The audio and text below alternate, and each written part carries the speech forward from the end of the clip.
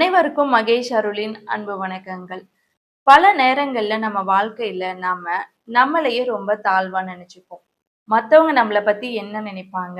என்ன பேசுவாங்க? இதையெல்லாம் யோசிச்சு யோசிச்சு நம்மளோட கனவுகள நாம தொலைச்சிடுறோம். ஒண்ணு மட்டும் யோசிச்சு பாருங்க. நம்மளோட மதிப்ப தீர்மானிக்கிறது நாமளா? இல்ல மத்தவங்களா?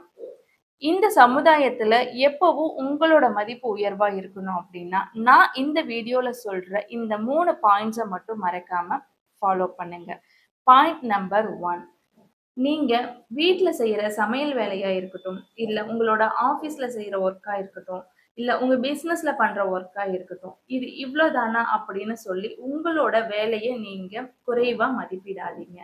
நீங்க உங்கள உயர்வா பார்த்தா மட்டும் தான் இந்த சமுதாயமும் உங்கள உயர்வா பார்க்கும். Point number 2. மத்தவங்க இவ்ளோ சீக்கிரம் முன்னேறிட்டாங்க அப்படின்னு சொல்லிட்டு, உங்களோட வேகத்த குறைக்கவோ, கூட்டவோ நீங்க செய்யாதீங்க.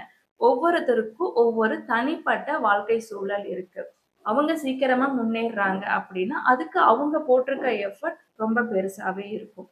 ஸோ அத பார்த்து நீங்க அத ஃபாலோ பண்ணணும் அப்படின்னு அவசியம் இல்ல. உங்களுக்குன்னு ஒரு தனி பாதைய உருவாக்குங்க.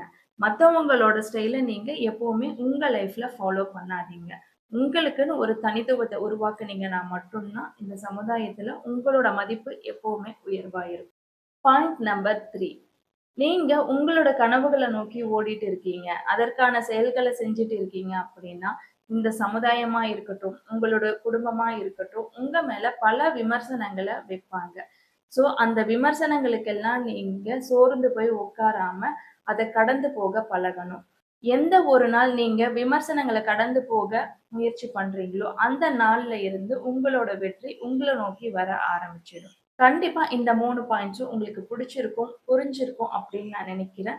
இத ரெகுலரா நீங்க ஃபாலோ பண்ணுங்க. நீங்க வெற்றி அடையறதுக்கு என்னோட மனமார்ந்த வாழ்த்துக்கள். மீண்டும் மற்றொரு அழகான பதிவில் சந்திக்கிறேன். நன்றி, வணக்கம்.